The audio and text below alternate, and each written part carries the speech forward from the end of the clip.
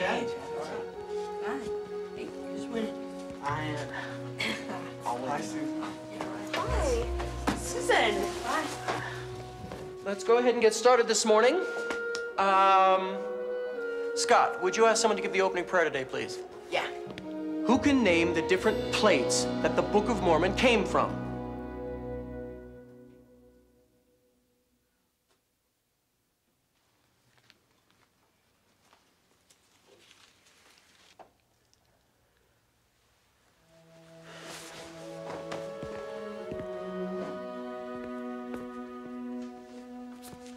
Look, it's really very simple.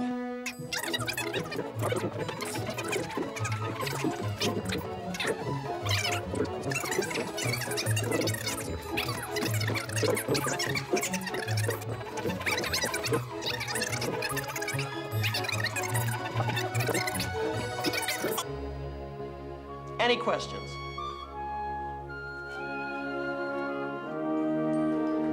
Brother Goodman, does all this plate stuff really make any difference? Well, it may not seem to now, but I really think it does. I really think it'll help you to understand the Book of Mormon, to make it more real. Okay, I'll just have to exaggerate my point, and I prepared something to help us do that. Class, leave your books and follow me.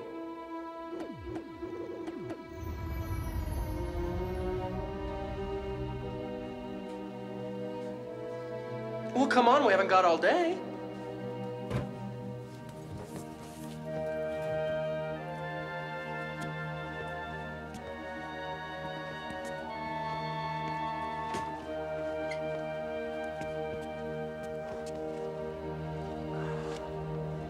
All right, everyone, over here.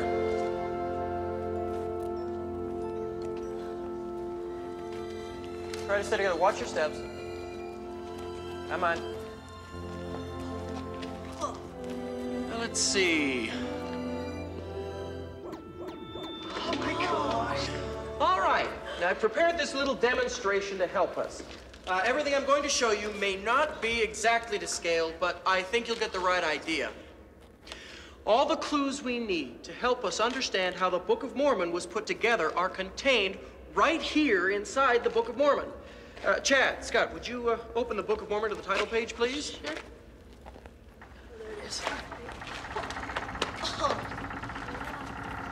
Now, we know that Mormon wrote the book, but what did he write on? Susan. Well, it said that he wrote on plates. Would that be what we call the gold plates? Let's see. Gold plates. How does he do that? Mormon wrote on thin plates of gold. Now, they're also known as the plates of Mormon for obvious reasons. Now, how did the plates of Mormon become the Book of Mormon? It says they were translated by Joseph Smith, Jr. And we know that Joseph Smith translated from this to this, but what was Mormon's source for these? It says right here, taken from the plates of Nephi. Oh. So Mormon made the gold plates, but wrote them from the plates of Nephi? Mormon worked from a library of plates like these. Are all of those the plates of Nephi? Oh, no. There are many records of every kind. Among these plates were 2 sets written by Nephi. I love it when he does that. Chad, Bob, go back to the book and turn a few pages to the brief explanation about the Book of Mormon and tell us what you can about the plates of Nephi. Oh, there it is, the plates of Nephi. The small plates were devoted to spiritual matters and to the teachings of the prophets. Oh, yeah, and the Lord's plates tell mainly the history of the people. That's it.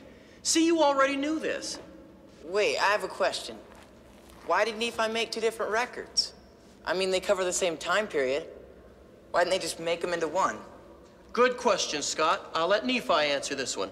Heather, Susan, quickly turn to 1 Nephi 9:5.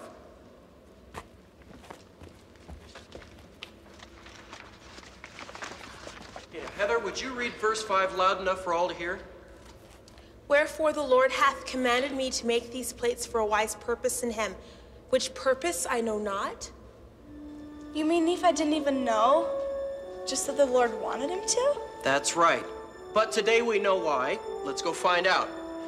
Guys, would you climb up there and tell us the title of the first book in the large plates, please?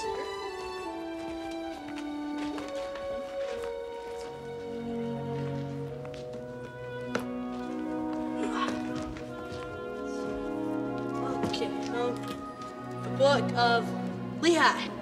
Whoa! Thank you. You see this part that's lit? Mormon started his record on the gold plates by abridging the Book of Lehi from the large plates. Abridging?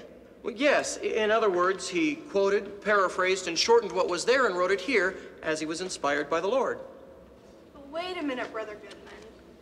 Come here, Heather. There's no Book of Lehi listed here. This page shows that Nephi's the first book. That's right. Do you know why the Book of Lehi isn't there?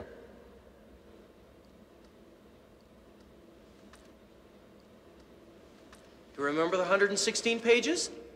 Oh yeah, the 116 pages. Let's see, they were lost by Martin Harris. Yes! That was the Book of Lehi. Do you see a wise purpose here? The Lord knew that the Book of Lehi would be lost and commanded that the small plates be written to cover the same time period.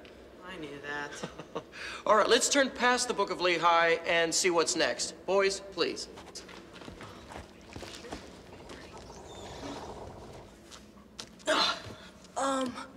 The first book of Nephi.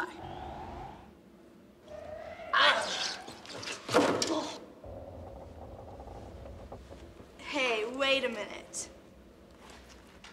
The small plates lit up instead of the large ones that he was working from. Right. Now, this is the interesting part.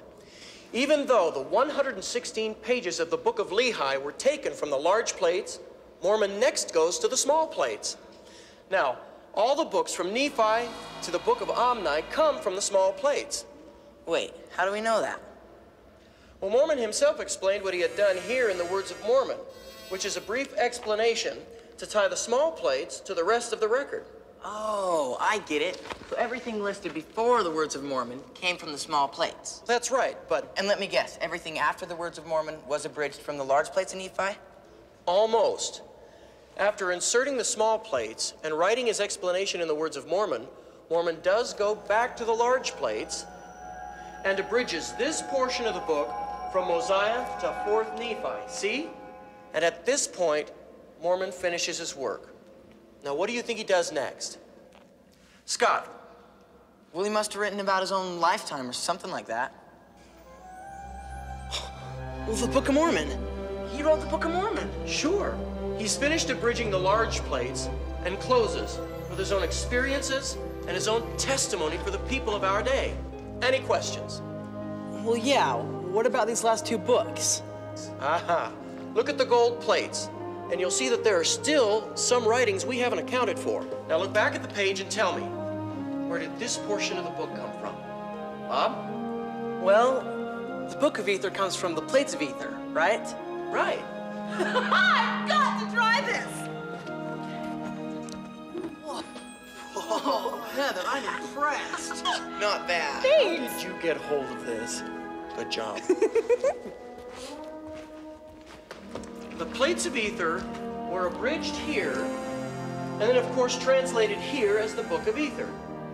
And who abridged them? Well, it says here they were abridged and put in by Moroni. That's right, Moroni abridged them. But tell me, why Moroni and not Mormon? Well, didn't Mormon die? Yes. Before he died, he passed the plates on to his son Moroni and commanded him to finish and protect the record. Oh, so Moroni wrote his own book, too. That's right. And what do you think was in the Book of Moroni? His testimony. That's right, Susan. Very good. After Moroni finished his record, he spent the rest of his life concerned for the safety of these plates. Hey, wait. What about the sealed part? Moroni sealed this portion, but he said that the Lord had promised that they would come forth when the time was right. Now, we don't know everything that's in it or exactly how much was sealed, but we do know that a lot came from the plates of ether. It's a fascinating book, isn't it? You know, Brother Goodman, you were right. Everything seems more real to me now. You know, I'm gonna go home, write all this stuff in my book so I won't forget it. Good idea. Oh, time's flying. We'd better get back to class before anybody notices that we're gone. Hello. Sorry. I don't think that was the right button.